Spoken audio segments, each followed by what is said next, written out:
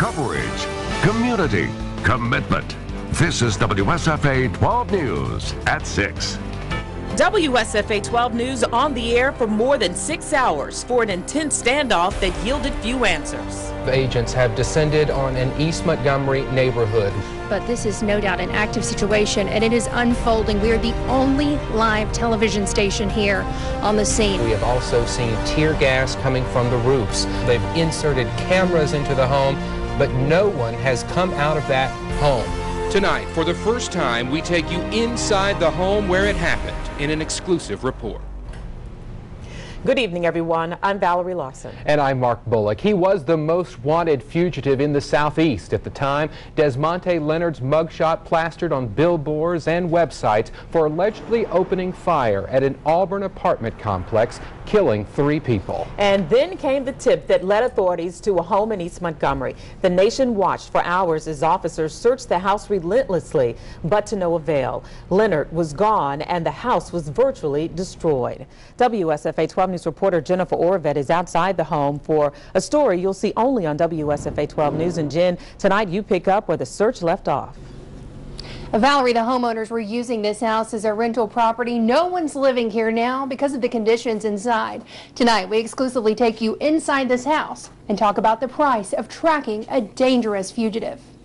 It was a 50-50 proposition. We did receive some credible information that our suspect is in one of these residences. We have a very difficult situation.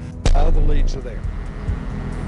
What is a bit frustrating right now is that we hadn't put hands on him. One man's narrow escape ultimately became the struggle of a lifetime for 2 homeowners. We were pretty shocked at the extent of damage that was done to the house. Yakimi and Marzette McInnes watched along with the country as U.S. Marshals, Montgomery Police, Sheriff's deputies, and the Fugitive Task Force relentlessly ripped through their house.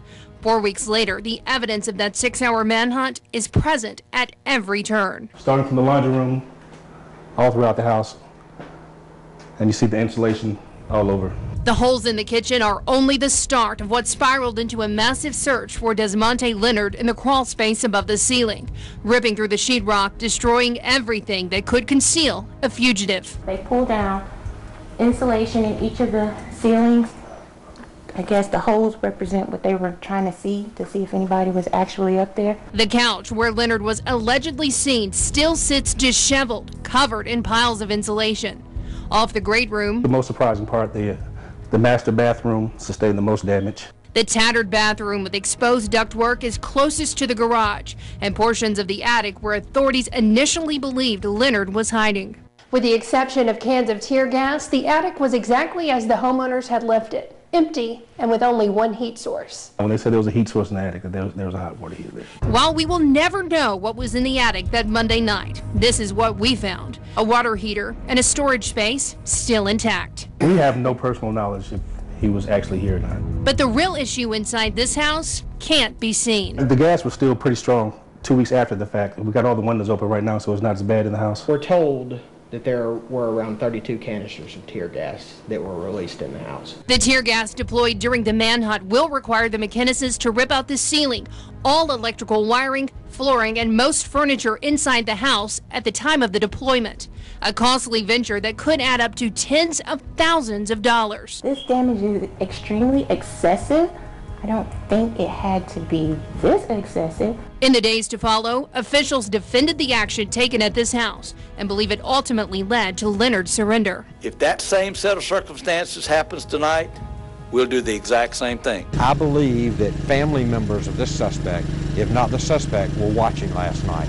And if it were me, I believe I would be saying, there's no way for me to run. The price of that peaceful resolution now seen through a different scope. The McInneses now face more than $70,000 in repairs here at the house, not to mention at least $20,000 in tear gas remediation. And vowed to curb any curiosity, the McInneses say they weren't here at the time of the manhunt and that they do not know Desmonte Leonard. Yeah, we all guesstimated on what was going on in that house. Such a mess. All right, thank you so very much, Jennifer. Tonight at 10, our special report continues as we explore who will foot the bill for the repairs incurred at no fault of the homeowners.